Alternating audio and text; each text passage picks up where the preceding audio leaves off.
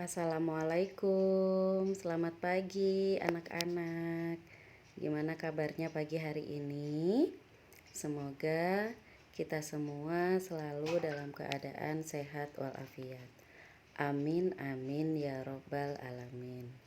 Nah, di hari pertama kita masuk sekolah di semester 2 ini, semoga anak-anak selalu tetap semangat untuk belajar ya nak, meskipun kita belajarnya masih melalui alat komunikasi ya, masih pembelajaran jarak jauh. Yang penting anak-anak tetap semangat mengikuti video pembelajaran dan aktif dalam mengikuti kegiatan pembelajaran melalui Gumit atau Edmodo. Nah, di sini Ibu akan menjelaskan materi tentang tematik 2E, yaitu pengalamanku, subtema 1, pengalaman anak soleh di rumah pembelajaran pertama. Oke, kita siapkan dulu buku paket tematik 2E-nya. Sudah? Nah, kemudian anak-anak buka buku paketnya halaman berapa? Iya, halaman 4. Nah, di sini Ibu langsung masuk ke kegiatan kedua, yaitu mengidentifikasi pengamalan sila pertama Pancasila. Masih ingat sila pertama Pancasila bunyinya seperti apa? Ada yang ingat? Ya, ketuhanan yang Maha Esa. Nah, simbol atau lambangnya adalah lambang apa? Bintang ya. Sila pertama adalah lambang bintang. Biasanya ini kita berhubungan dengan Tuhan yang Maha Esa, atau kalau kita umat Islam adalah Allah Subhanahu wa taala.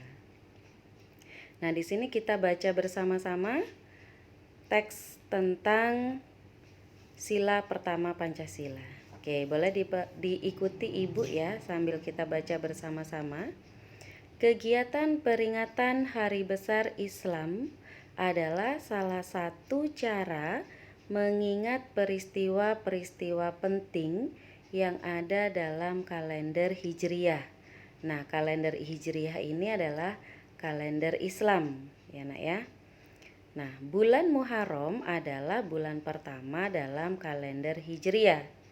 Muharram dijadikan bulan pertama dalam kalender Hijriah karena bulan ini adalah tonggak awal hijrahnya Rasulullah dari Mekah ke Madinah. Jadi, Nabi Muhammad pindah dari Mekah ke Madinah. Kemudian kegiatan Muharram Day adalah kegiatan yang ditujukan untuk memperingati hijrahnya atau berpindahnya Rasulullah Subhanahu wa taala. Selain mengetahui peristiwa-peristiwa penting yang ada dalam kalender Hijriah, kita sebagai seorang muslim harus menjalankan kegiatan ibadah yang ditetapkan oleh Allah Subhanahu wa taala.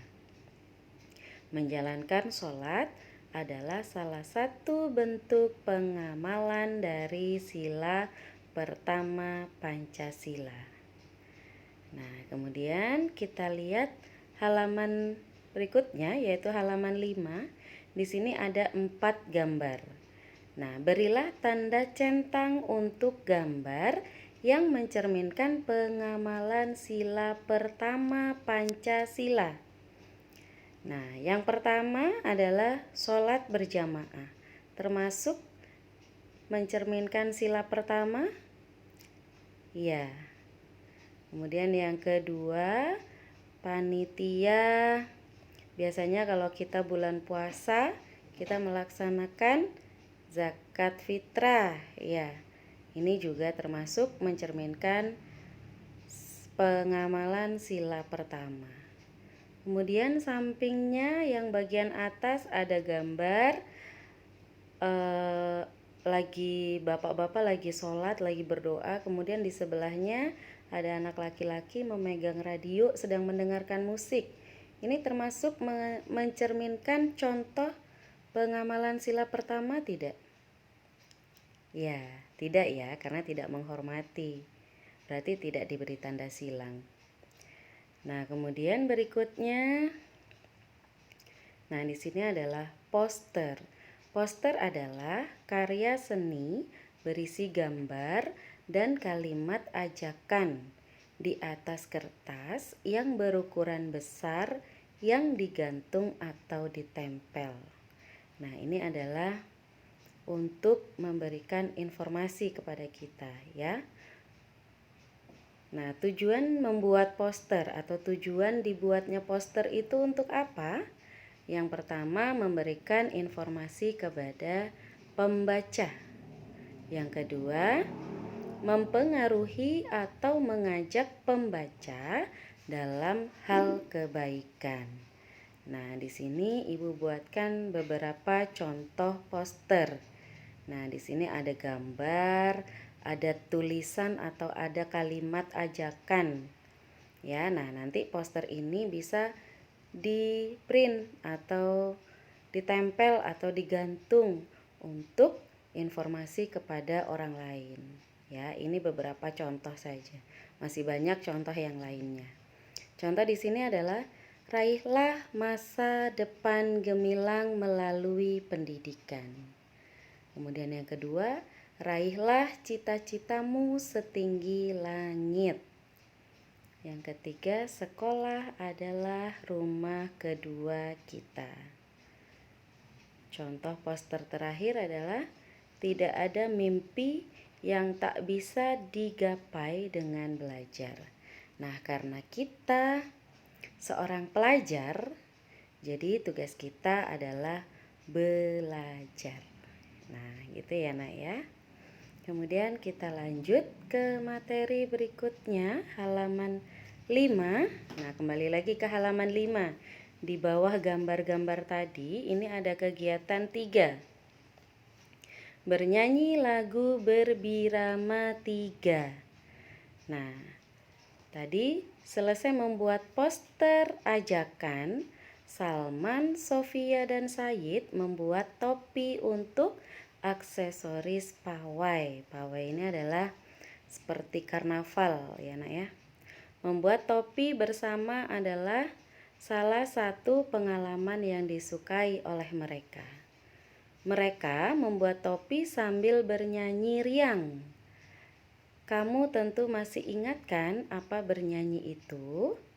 Iya benar, bernyanyi artinya mengeluarkan suara bernada merdu dengan lirik atau tidak.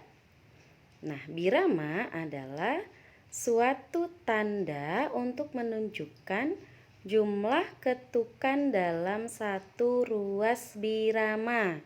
Nah, namanya satu ruas birama itu garis, terus ada titik, titik, titik, ditutup lagi dengan garis. Itu adalah birama. Satu ruas birama ditunjukkan oleh batas-batas garis vertikal yang disebut garis birama. Nah, garis lurus tadi disebutnya garis birama. Sedangkan berbirama 3 adalah tiap birama memiliki 3 ketukan seharga 1/4. Nah, kita lihat di sini ada lagu yang berjudul Topi Karyaku halaman 6.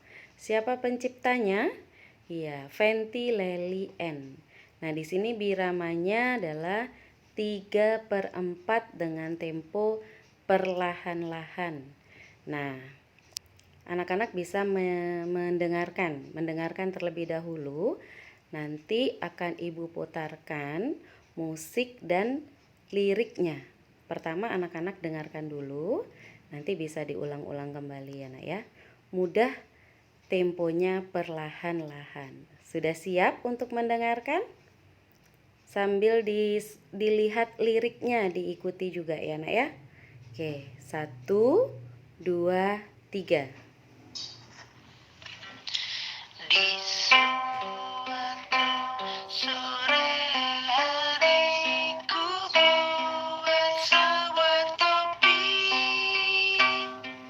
tapi sederhana bentuknya, sederhana bahannya, pengalaman yang indah kawan, tak terlupakan. Oke, terima kasih. Nah, ini lagunya memang mungkin anak-anak belum pernah mendengar. Nah, besok nanti pada saat kita Google Meet, nanti akan kita ulang-ulang dengan ibu guru sampai anak-anak bisa, ya. Nah, kemudian ibu lanjutkan ke materi berikutnya. Nah, di sini halaman 7, bisa dilihat halaman 7 kegiatan 1. Menulis permintaan maaf berdasarkan gambar. Nah, selesai membuat topi dan bernyanyi, Salman, Sofia, dan Sayid kemudian merapikan perlengkapan yang mereka pakai ketika membuat topi. Ketika sedang merapikan perlengkapan membuat topi, Sayid menjatuhkan perlengkapan yang dibawanya. Nah, tugas anak-anak adalah membuat ungkapan permintaan maaf berdasarkan gambar di bawah ini. Nah, bila kita menjatuhkan barang, maka apa yang harus kita ucapkan? Permohonan maaf, ya. Nah, di sini ibu buatkan contoh, misalnya kita menjadi Sayid. Apa yang Sayid katakan? Karena telah menjatuhkan perlengkapan membuat topi. Nah, ini Sayid berkata, maafkan Sayid ya teman-teman, Sayid telah menjatuhkan perlengkapan membuat topi.